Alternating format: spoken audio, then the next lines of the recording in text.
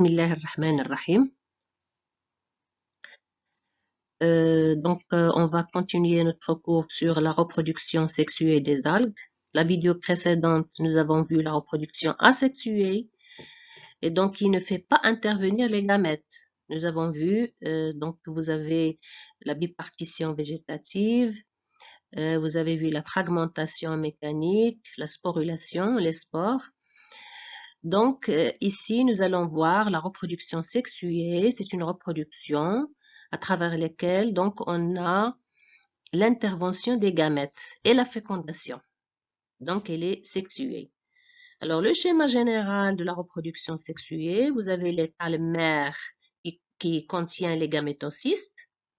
Alors, vous avez les gamétocystes qui donnent les gamètes, qui forment les gamètes. Soit vous avez des gamètes mâles et des gamètes femelles. Donc, il y a une différence entre gamètes mâles et femelles, il y a une différenciation sexuelle. Soit on a des gamètes qui se ressemblent, il n'y a pas de différenciation sexuelle, on les appelle des gamètes plus et des gamètes moins. Donc, les gamètes plus et les gamètes moins, ou bien les gamètes mâles et les gamètes femelles fécondent. Il y a la fécondation. Donc, vous voyez ici, cette reproduction.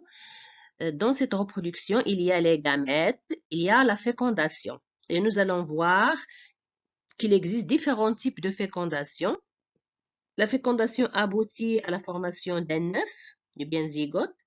Je souligne ici que le zygote est diploïde, alors que les gamètes sont haploïdes. Donc, le zygote va donner un tâle fils qui va être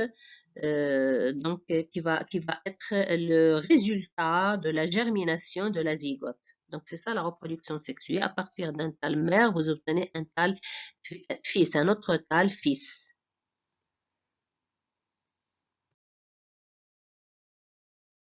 Alors, les gamètes, c'est quoi? Ce sont des cellules de reproduction qui sont capables de fusionner ou bien capables de gamer. Ils sont compatibles. Parce que vous pouvez avoir des cellules incompatibles qui ne fusionnent jamais, qui ne fécondent jamais. Mais ici, pour les gamètes, ce sont des cellules reproductrices qui sont capables de gamie, de fusion et de fécondation. Donc, à travers cette fusion, on obtient un zygote. Et ce zygote, il va subir des divisions pour donner le tâle fils. Alors, les gamètes, ils naissent dans des gamétocystes. Donc, les gamétocystes, nous avons vu dans le premier cours que vous avez une cellule mère du tâle qui va subir des divisions et qui va se transformer en gamétocyste.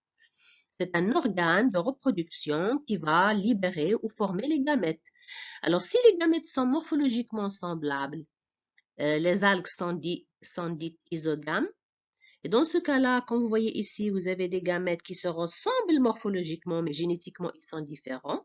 Dans ce cas-là, on les appelle gamètes plus et gamètes moins parce qu'on ne sait pas où il est le mâle, où il est le femelle. Donc ici, vous avez la fusion, la fécondation entre gamètes plus et gamètes moins. Donc, l'algue, il est dite isogame. Par contre, si les gamètes sont morphologiquement différents, les algues sont dites hétérogames. Donc, dans ce cas-là, il y a une différenciation sexuelle entre gamètes. Et dans ce cas-là, on va les appeler gamètes femelles et gamètes mâles. Et généralement, les gamètes mâles sont plus petits que les gamètes femelles. Donc ici, on sait que la plus grande, c'est le gamète femelle. Alors, si la différence sexuelle est poussée, par exemple ici, dans ce cas-là, on a un gamète de plus grande taille que l'autre et les deux, ils sont flagellés. Et ici, dans cette figure à ma droite, vous avez le gamète femelle. Il est inerte, il n'y a pas de flagelle. Le gamète mâle, il est flagellé. Donc, on voit une différence poussée entre le gamète mâle et femelle. Les gamètes mâles petits et mobiles, les gamètes mâles de grande taille et immobiles. Et dans ce cas-là, cette gamète, on l'appelle oosphère. Le gamète femelle, on l'appelle oosphère et le gamète mâle, on l'appelle entérozoïde.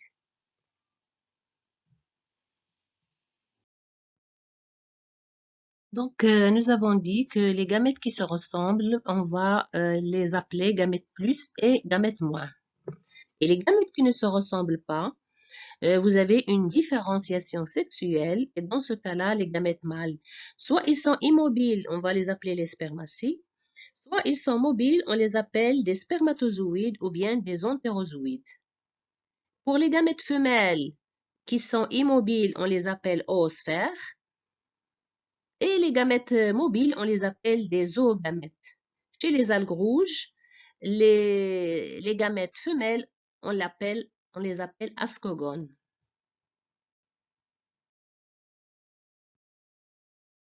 Alors, pour les gamétocystes, là également, vous avez, si les gamétocystes se ressemblent, on a un gamétocyste plus et un gamétocyste moins. Donc, il y a une différenciation sexuelle, il n'y a pas de différenciation, pardon, sexuelle entre gamétocystes.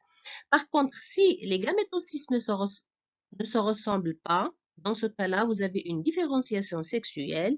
Le gamétocyste mâle, on l'appelle spermatocyste. Le gamétocyste femelle, on l'appelle oocyte ou bien oogone. Par contre, chez les algues rouges, ils ont une appellation spéciale, on les appelle les carpogones. Donc, un exemple de gamète et de gamétocyste chez le fœtus, où nous avons une différenciation sexuelle entre les gamètes mâles et femelles et entre les gamétocystes mâles et femelles. Donc, ici en haut, ce sont les gamétocystes femelles. Et en bas, ce sont les gamétocystes mâles. Les gamétocystes femelles sont représentés, les mâles sont représentés par ces organes foncés, avec coloration foncée. Et tout ce qui les entoure blanc, en blanc, ce sont donc les filaments et les cellules du tal. Alors, vous voyez ici que vous avez un gamétocyste femelle on appelle oogone chez le fœtus. Pourquoi? Parce que vous avez ici l'éclatement de l'oogone qui donne des cellules qu'on voyait ici. On a représenté des gamètes femelles qui sont de grande taille, immobiles, ne sont pas flagellées, qu'on appelle oosphères. Donc, les gamètes de grande taille immobile, on les appelle les oosphères et ils sont formés dans des oogones sont des gamétocystes femelles. Et en bas, regardez la différence entre les oogones et les gamétocystes. Premièrement, les gamétocystes mâles sont nombreux, comme vous voyez ici. Ils naissent à partir d'un filament ramifié du tal, comme vous voyez. Leur forme est différente, ils sont un peu allongés, ils sont nombreux. Ils libèrent des cellules comme vous voyez ici, qui sont flagellées. Donc, ces cellules, on les appelle les spermatozoïdes. Et le gamétocyste mâle, on l'appelle spermatocyste. Donc, les spermatocystes diffèrent de l'oogone. Premièrement, par leur nombre, les spermatocystes sont nombreux. Les oogones sont moins nombreux, ils sont moins nombreux. Et la forme de l'oogone, elle est arrondie. La forme du spermatocyste, elle est allongée. Et le spermatocyste, il libère des spermatozoïdes et l'oogone, il libère des oosphères. Et vous avez ici à ma droite l'oogone avec l'enveloppe et le pédoncule. Donc, ça, c'est le pédoncule. C'est la cellule basale de l'oogone qui permet la fixation sur le tal. Et l'enveloppe, ici, vous avez le trait noir, c'est l'enveloppe de l'oogone. Et en bas, vous avez les cellules que contient l'oogone, qui sont les oosphères. Là, vous avez l'oosphère, deux oosphères avec cette couleur marron foncé. Vous avez le noyau à l'intérieur. Donc, ici, comme vous voyez, les oosphères, ce sont des cellules de grande taille et inertes. Et vous les comparez avec les spermatozoïdes, vous trouvez les spermatozoïdes, ils ont une forme différente et ils sont flagellés. Donc, il y a une différenciation sexuelle entre l'oosphère et les spermatozoïdes. Ils sont très différents de point de vue forme et de point de vue nombre. Et il y a une différenciation sexuelle entre l'oosphère et les spermatocystes de point de vue forme, de point de vue nombre. Donc, le fœtus forme des oogones, des oosphères, des spermatocystes et des spermatozoïdes. Alors, le gamète et le gamétocyste chez les algues rouges. Chez les algues rouges, les gamétocystes femelles, on les appelle les carpogones. Et les gamétocystes mâles, on les appelle spermatocystes.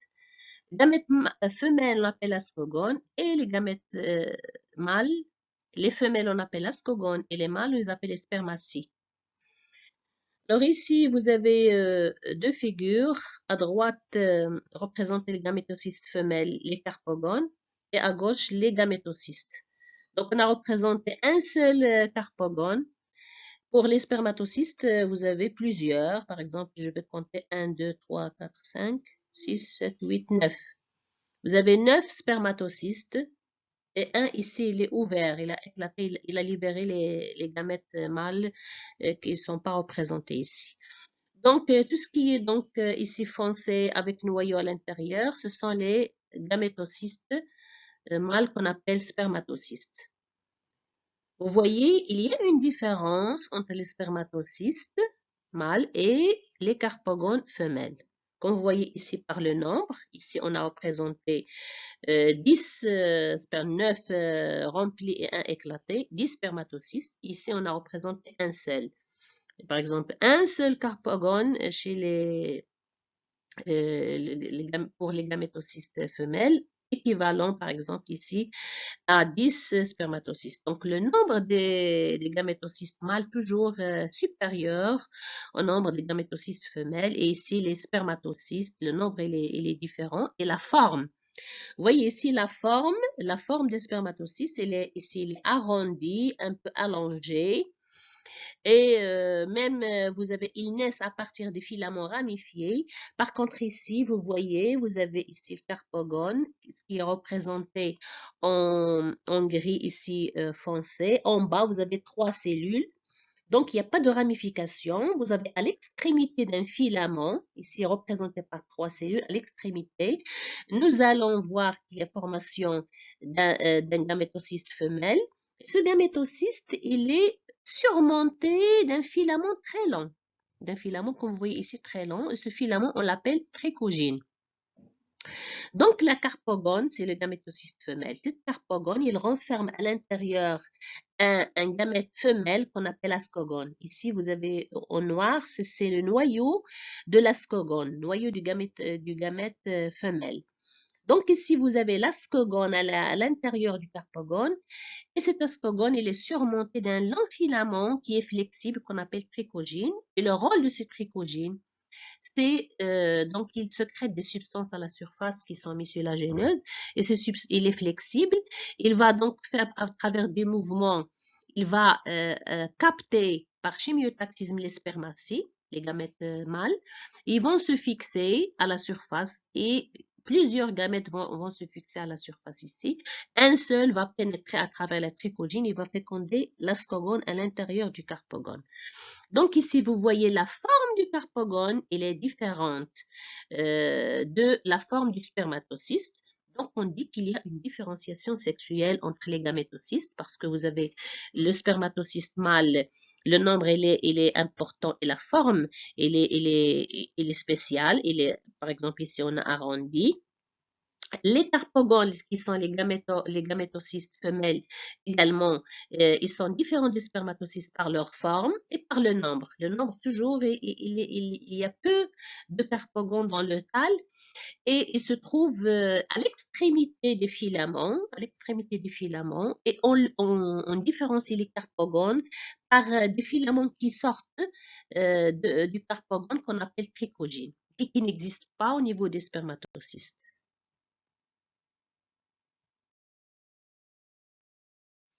Donc, on va voir une définition d'une espèce appelée dioïque ou bien unisexuée et d'une espèce monoïque ou bien bisexuée. Alors, on dit qu'une espèce est dioïque ou bien unisexuée si vous avez deux gamétophytes. Chaque gamétophyte produit un seul type de gamète. Par exemple, si vous avez un gamétophyte mâle qui va produire seulement les gamètes mâles, et un autre gamétophyte qui a une vie indépendante, qu'on appelle gamétophyte femelle et qui produit des gamètes femelles. Donc, lorsque vous avez deux gamétophytes, chacun produit un seul type de gamète, l'espèce est dite unisexuée parce que chaque gamétophyte produit un seul type de gamète. Et l'espèce est dioïque parce que vous avez deux pieds, un pied mâle et un pied femelle.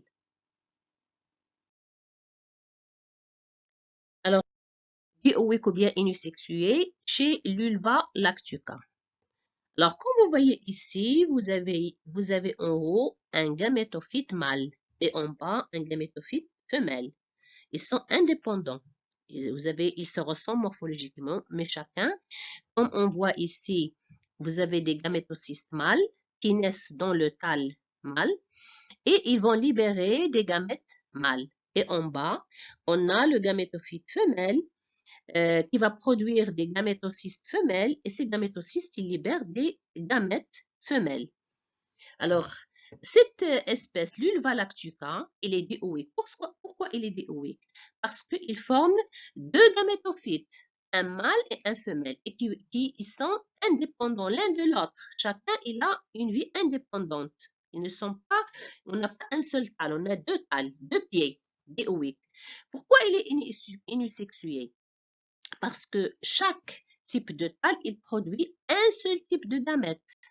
Un seul type. Le gamète mâle, il produit le gamétophyte mâle, il produit les gamètes mâles, et le gamétophyte femelle, il produit les gamètes femelles. Concerne l'espèce monoïque ou bien bisexuée, on a un seul gamétophyte. Il va produire les deux types de gamètes. Il va produire les gamètes mâles et les gamètes femelles. On a monoïque parce que vous avez un seul pied, un seul thalme, et bisexué parce qu'il produit deux types de gamètes, mâles et femelles. Exemple ici, vous avez Cara vulgaris. Donc ici, le Cara vulgaris forme des thalacladomes typiques. Là, on a le cladome primaire et ici, vous avez le cladome secondaire. Alors, au niveau des pleuridis, au niveau des rameaux, les rameaux ici, on voit, donc ici, vous représentez le rameau. Et là, on a le gamétocyste femelle.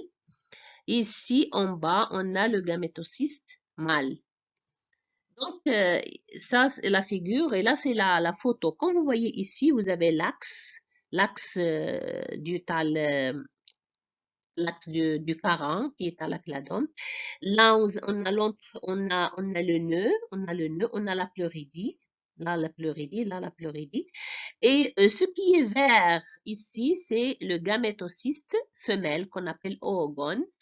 À l'intérieur, on voit l'oosphère. Et tout en bas, on a le gamétocyste mâle qu'on appelle spermatocyste. Donc, vous voyez que vous avez un seul thalme. Ici, c'est le thalacladome. Et vous avez les deux types de gamétocystes mâles et femelles qui sont portés par le même pleuridie. Donc, l'espèce, elle est monoïque. Pourquoi? Parce que vous avez un seul pied, un seul thalme. Il est bisexué parce qu'il produit les deux types de gamètes, mâles et femelles. La formation des gamètes dans des gamétocystes. Alors, les gamètes, qu'est-ce qu'ils vont faire? Ils vont féconder. Et les gamètes, il faut souligner ça. Les gamètes, ils sont toujours à l'état haploïde. Donc, toujours, vous avez l'état haploïde pour qu'il y ait fusion. Jamais un gamète n'est diploïde. Donc, la fécondation, c'est quoi? C'est l'union entre deux gamètes haploïdes. Il va vous donner quoi? Un zygote. Le zygote, il va être diploïde. Donc, chaque chromosome, il est en double. Par exemple, si vous avez le nombre de chromosomes, il est 40, vous avez 20 chromosomes et 20 qui se ressemblent. Donc, c'est ça, diploïde. Il est haploïde. Si vous avez l'espèce, il contient 40 chromosomes. Les gamètes vont contenir que 20. Et le zygote, il va contenir 40. Alors, donc, vous avez plusieurs modes de fécondation. On a représenté ici la planogamie, l'oogamie et la trichogamie. Alors, la planogamie, c'est quoi? C'est une fusion entre des gamètes. Ces gamètes, ils sont mobiles. Toutes les deux, ils sont mobiles. Tous les deux, pardon. C'est-à-dire le gamète mâle, il est mobile, et le gamète femelle, il est mobile. Mais on a deux types de planogamie. Soit une planogamie isogame, c'est une fusion entre des gamètes morphologiquement identiques. Donc, dans ce cas-là, il y a isogamie. Donc, c'est représenté ici mâle et femelle. Non, on va représenter, puisqu'il y a une panogamie isogame, on va représenter gamète plus et gamète moins. Ça, c'est une faute ici, c'est une faute. On va écrire plus ou moins parce que vous avez les gamètes qui se ressemblent. Ils sont tous les deux mobiles. Ils ont la même forme. Et donc, on a une planogamie isogame. Alors, lorsque les gamètes mobiles sont différents de point de vue taille, vous avez une grande et une petite, on a une planogamie qui est dite anisogame. Donc, le gamète femelle, c'est le plus grand, de plus grande taille, le gamète mâle de plus petite taille. Donc, la planogamie, comme le terme l'indique, vous avez une gamie entre deux gamètes qui sont tous les deux, qui se déplacent, ils sont mobiles. Alors, lorsque la fusion entre gamètes se fait lorsqu'il y a une différenciation sexuelle entre les gamètes, c'est-à-dire vous avez un gamète, par exemple ici on a le gamète femelle, c'est l'oosphère, il est de grande taille, et le gamète mâle, il est de petite taille, spermatozoïde. Alors la fécondation, il est appelé oogamie. Donc il se fait entre un gamète femelle immobile et un gamète mâle qui est flagellé. Alors ici, représenté le gamète femelle de grande taille et tout ce qui les entoure, ce sont les spermatozoïdes ou bien entérozoïdes. Ils sont mobiles. Et donc, lorsque un seul spermatozoïde il féconde l'oosphère, les autres, ils vont dégénérer, ils vont mourir. Donc, il y a un seul qui va féconder, malgré qu'il y en a plusieurs qui entourent l'oosphère. Donc, l'oogamie, c'est une fusion entre gamètes immobiles femelles et gamètes mâles qui est mobile. Alors, la trichogamie, dernier type, c'est un mode de fécondation qui existe seulement chez les algues rouges et qui se fait entre l'ascogone, qui est le gamète femelle, et spermatie, qui est gamète mâle. Alors, voyez ici, comme je vous ai dit, vous avez des cellules. À l'extrémité, on a le carpogone.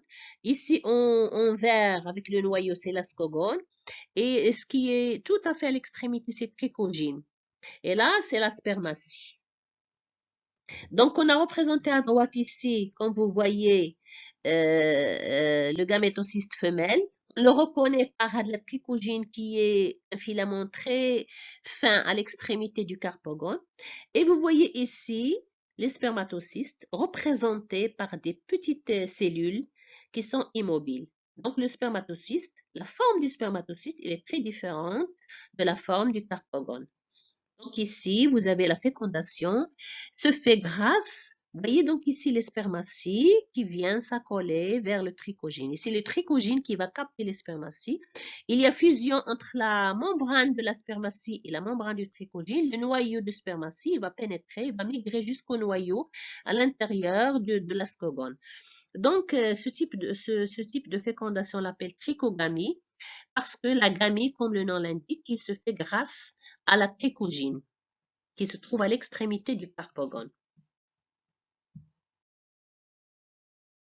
Alors, quatrième type de fécondation que je n'ai pas mentionné auparavant, c'est la conjugaison.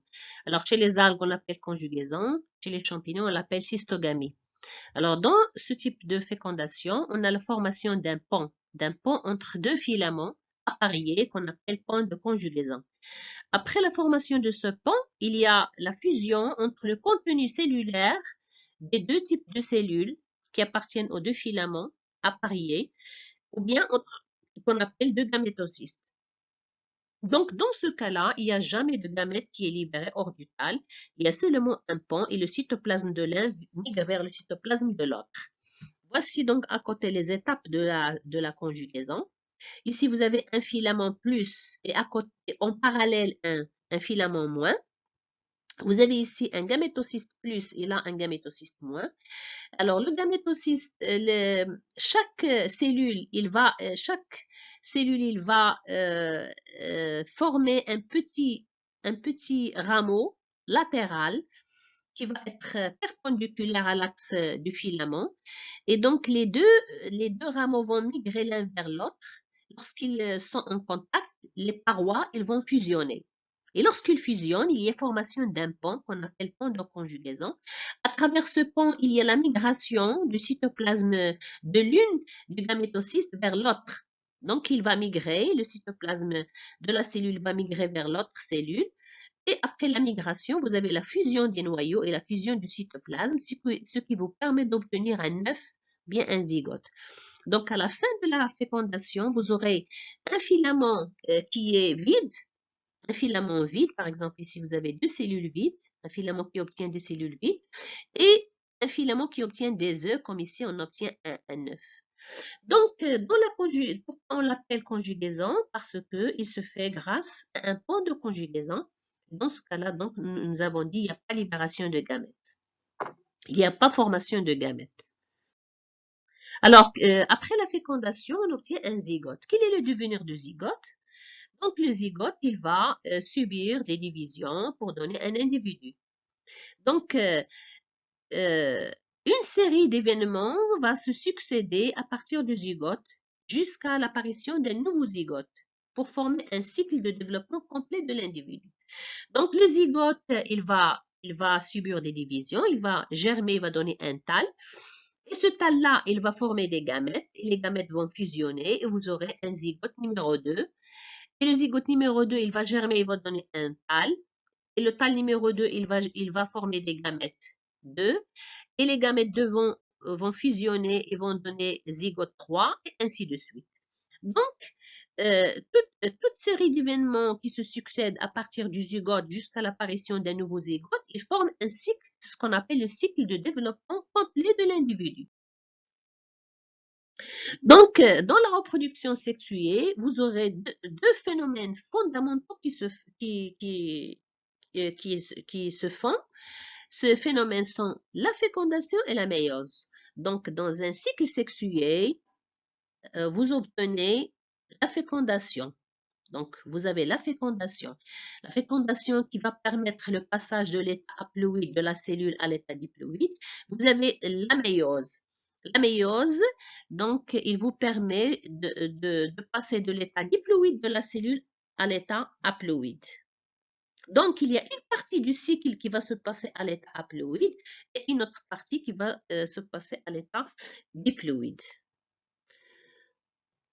Donc, on va s'arrêter au niveau de ce phénomène fondamentaux qui sont la fécondation et la méiose pour continuer avec la reproduction sexuée. On va voir différents cycles de développement. Puisque donc ici, à partir du zygote, vous aurez donc des événements qui se passent et donc on aura un cycle de développement et on va voir qu'au cours de ce cycle, il y a différents types. Il y a les cycles monogénétiques, bigénétiques et trigénétiques.